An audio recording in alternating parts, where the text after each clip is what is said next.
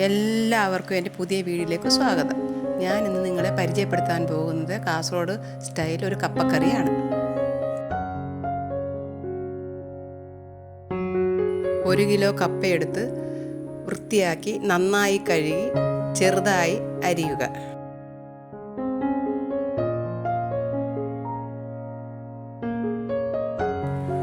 ചെറുതായി അരിഞ്ഞതിന് ശേഷം വീണ്ടും കഴുകുക.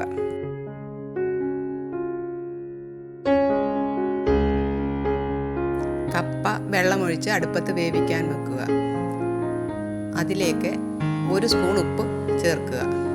ഈ സമയം കൊണ്ട് നമുക്ക് അതിൻ്റെ ചേരുവകൾ എന്തെല്ലാമെന്ന് നോക്കാം. തേങ്ങ 1 കപ്പ്, പച്ചമുളക് 5, ഇഞ്ചി 1 കഷ്ണം, സവാള 1 കഷ്ണം, വെളുത്തുള്ളി, കറിവേപ്പില, ചെറിയ ജീരകം. കപ്പയൊന്ന് തിളച്ച് കഴിഞ്ഞ് അതിൻ്റെ വെള്ളം ഊറ്റിക്കളയുക.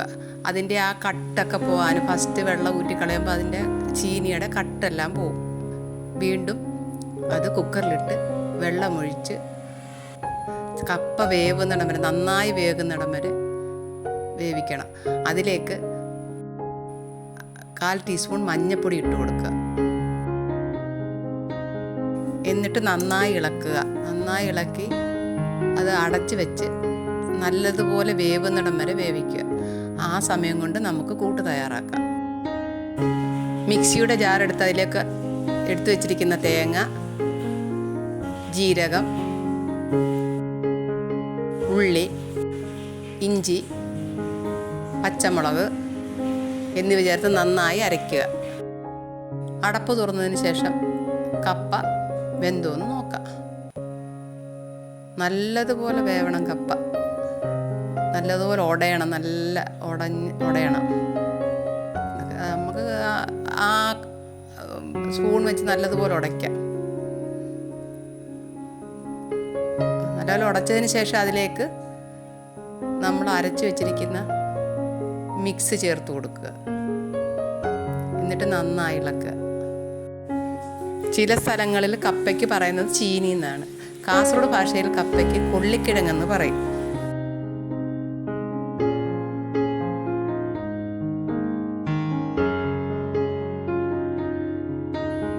അതിലേക്ക് കുറച്ച് ഉപ്പ് ചേർത്തതിന് ശേഷം നന്നായി ഇളക്കുക.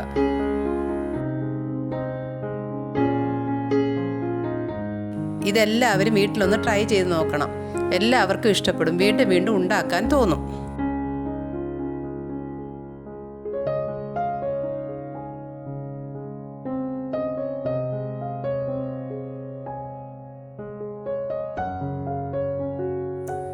ഇനി നമുക്ക് അതിലേക്കുള്ള കടുക് വറക്കാം. പാൻ ചൂടായി കഴിയുമ്പോൾ എണ്ണ ഒഴിച്ചു കൊടുക്കുക.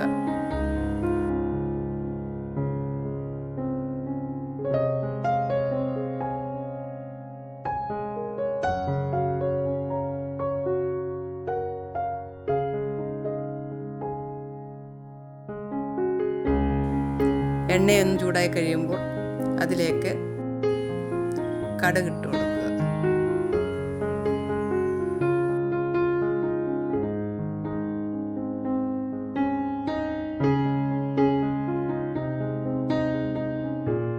കടുക് ഒന്ന് പൊട്ടിയതിന് ശേഷം മുളക്,